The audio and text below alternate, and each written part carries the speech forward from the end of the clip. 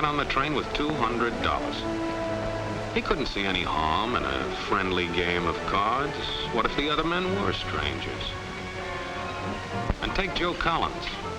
He's got a nice wife at home. But he met this girl at the bar, and she looked, after the first couple of drinks.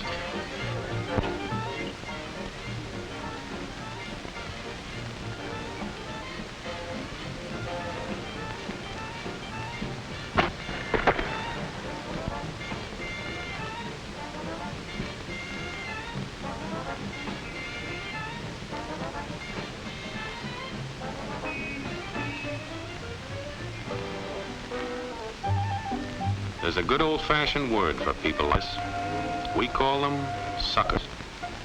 And there are other people. People who stay up nights figuring out how to take away what they've got. There are all kinds of games. Mike here, for instance. He's got everything in me. He's young, he's healthy, got a job. And he's got plenty of food. Big factories to make things a man can use. Big cities to do the business of a big company. And people, lots of people.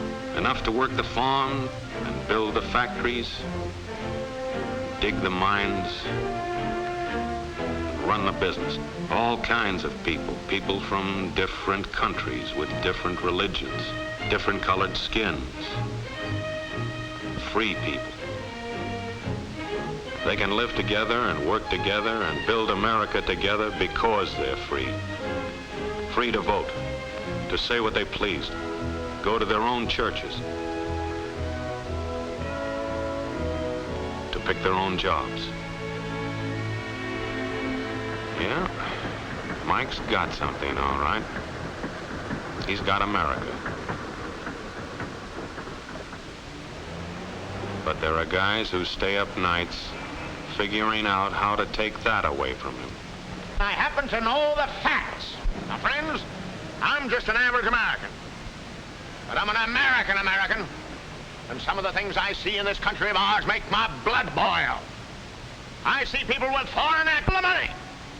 I see Negroes holding jobs that belong to me and you. Now, I ask you, if we allow this thing to go on, what's going to become of us real Americans? I've heard this kind of talk before, but I never expected to hear it in America. This fellow seems to know what he's talking about. What are we real Americans going to do about it? You'll find it right here in this little pamphlet. The truth about Negroes and foreigners. The truth about the Catholic Church. Do you believe in that kind of talk? I don't know, makes pretty good sense to me. And I tell you, friends, we'll never be able to call this country our own until it's a country without. Without what? Yeah, without what? Without Negroes. Without alien foreigners. Without Catholics. Without Freemasons. You know these people. What's wrong with the Masons? I'm a Mason. Hey, that fellow's talking about me. And that makes a difference, doesn't it? These are your enemies. These are the people who are trying to take over our country. Now you know them. You know what they stand for. And it's up to you and me to fight them. Fight them and destroy them before they destroy us. Thank you.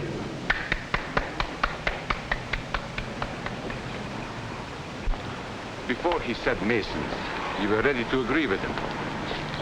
Well, yes, but he was talking about... What about those other people? But in this country, we have no other people. We are American people. What about you? You aren't American, are you? I was born in Hungary, but now I am an American citizen. And I have seen what this kind of talk can do. I saw it in Berlin. What were you doing there? I was a professor at the university. I heard the same words we have heard today. But I was a fool then. I thought Nazis were crazy people, stupid fanatics. But unfortunately, it was not so. You see, they knew that they were not strong enough to conquer a unified country. So they split Germany into small groups. They used prejudice as a practical weapon to cripple the nation. Of course, that was not easy to do. They had to work hard to do it. You see, we human beings are not born with prejudices. Always they are made for us, made by someone who wants something. Remember that when you hear this kind of talk. Somebody is going to get something out of it, and it isn't going to be you. This is not classroom theory. I saw it happen. I saw it first in Berlin in 1932. 5 young men that I knew were standing in the crowd listening to the Nazi speaker. Eric was a Catholic. Anton, a student of mine, was a Jew. Heinrich owned a small hardware store. Karl was a farmer. And Hans was an unemployed metal worker. To all Bavarian Germans, I say it is time you inherited the nation which rightfully belongs to you. To you alone belongs the glorious destiny of the greater Germany. The Nazi Party will provide land for the farmer, work for the worker, and profits for the small businessman. Who is getting these things now? The Jew. The Jew who has stolen our nation and our birthright. Who makes all the money and takes all our jobs? The Jew, he must be shunned. He must be ostracized. He must be eliminated. And the Catholics, we don't want our great nation run by a foreign church. We Germans will know what to do with these people when the time comes. They and their faith must be destroyed. Then there are the Freemasons. In Germany, we have no place for secret societies. There will be only one society, and that is the Nazi Party. There will be no secrecy about that in the new greater Germany. One by one, he attacked each minority and he split them off one from the other. These men were all fellow Germans when they came here today. Now they were split into rival groups, suspicious of each other, hating each other. They were being swindled, all of them. But the man who was really being fooled was Hans. He was pure German, according to Nazi standards. To him they promised everything, and he fell for it. That's how Hans became a Superman. They gave him a uniform and they pumped up his ego. He wasn't just a little fellow out of work anymore. He was a member of the master race. Hans and thousands of others like him, all playing a sucker's game. They gambled with other people's liberty, and of course they lost their own. A nation of suckers. Hitler needed these people. There was lots of work to be done. There were trade unions to be smashed, because unions were organized and might offer resistance. There were many political parties in Germany. These the Nazis destroyed. They were determined to smash every organization where people might band together and resist them. There were Jews to be beaten and killed. The Jews were not powerful, but they were a convenient excuse for all the nation's ills. And besides, a Nazi party member could not take over this man's store. Hundreds of Catholics were put in jail because the Catholic Church had strength and could resist the Nazi drive for power. They had split the nation into 100 pieces, and then one by one, they had destroyed the pieces. Over these broken pieces, the Nazis rode into power. One party, one nation, one religion. These men had won their struggle for power. They now ruled all of Germany. But still they had trouble with their oldest and most persistent enemy, the truth. They found that truth does not die easily, and so they decided to abolish truth. One great source of truth is literature, so they burned books, 20 million of them. Many great men in Germany who were spokesmen for truth were jailed or driven from their country. Teachers, writers, scientists. Education was discouraged. In 5 years, college attendance dropped 53%. It was forbidden to listen to a British radio program or read an American newspaper. In Nazi Germany, you had to get your information from Dr. Goebbels. He knew what was best for you. The church was one force in Germany still strong enough to proclaim the truth in public. This Catholic priest was arrested the following day on charges of immorality. The Protestant church also continued to try and fight for truth. The Nazis put this man in a concentration camp. There were others who spoke for truth, and I am proud to say that educators were among them. And what, may I ask, is an Aryan? I don't know myself. But let us see what our present so-called authorities have to say about it. They say he is tall,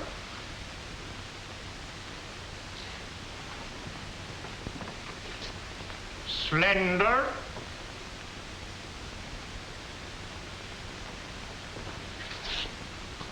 blue-eyed, and blonde. There is no Aryan race. And more important, there is no master race. There are people who may find these ideas convenient, but science cannot support them.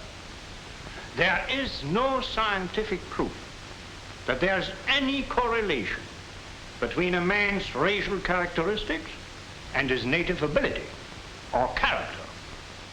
In all racial groups, we find the same range of potentialities. We find idiots and geniuses.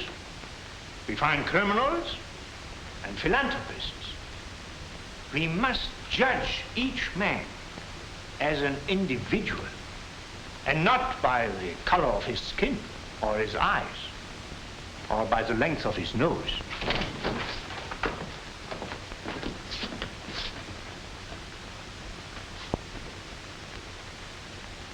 Come in, gentlemen. It's comfortable. And remember that there is no master race. That is a scientific truth. Anyone who tells you otherwise is lying.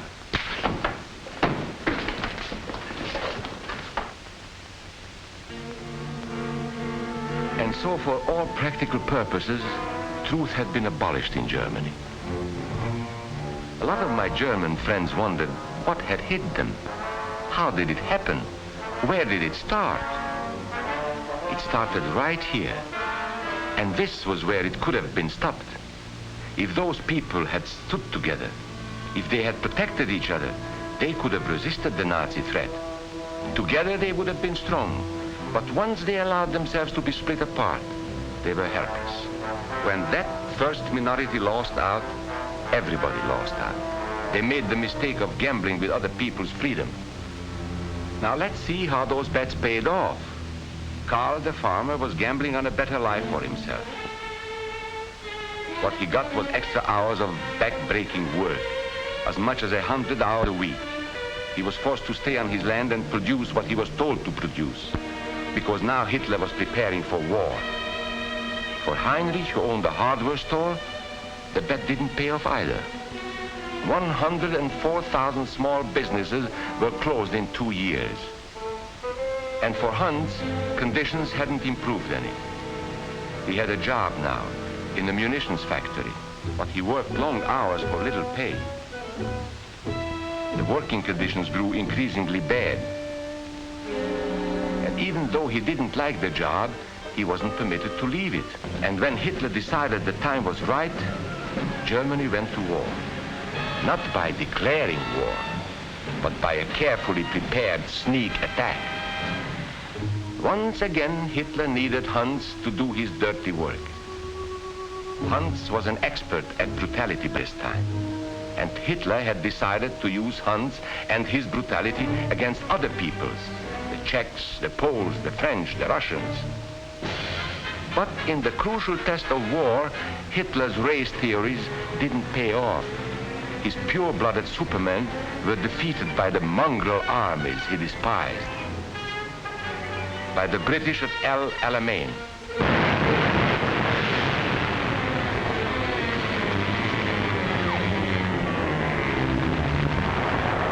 By the Russians at Stalingrad.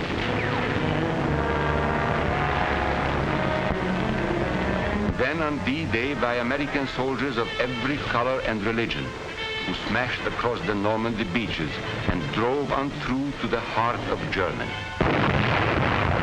For the misguided Germans who had swallowed the Nazi bait, the Nazi game did not pay off.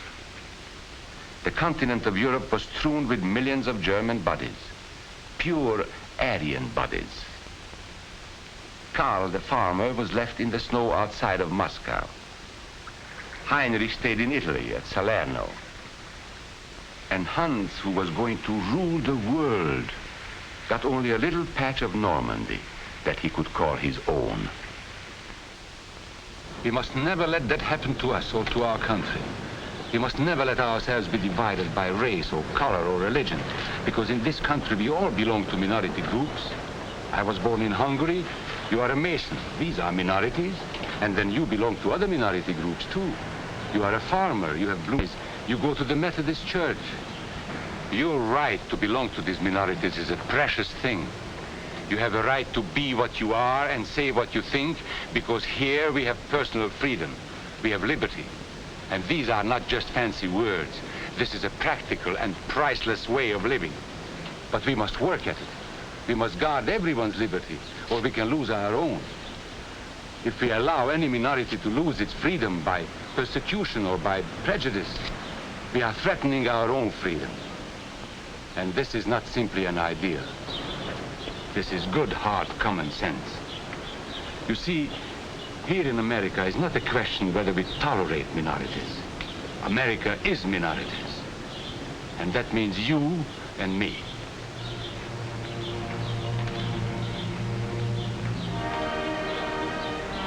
So let's not be suckers. We must not allow the freedom or dignity of any man to be threatened by any act or word. Let's be selfish about it. Let's forget about we and they. Let's think about us.